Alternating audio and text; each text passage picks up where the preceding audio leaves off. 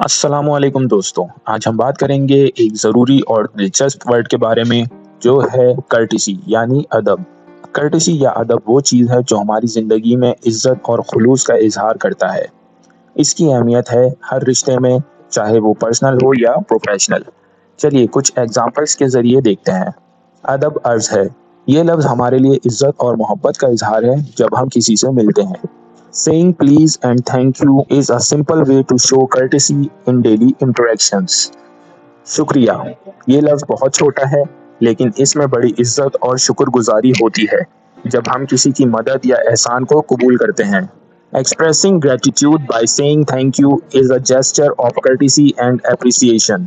Courtesy या अदब हर मामले में ताजगी और खुलूस लाता है। इसको इस्तेमाल करके हम अपने आसपास के माहौल को बेहतरीन बना सकते हैं।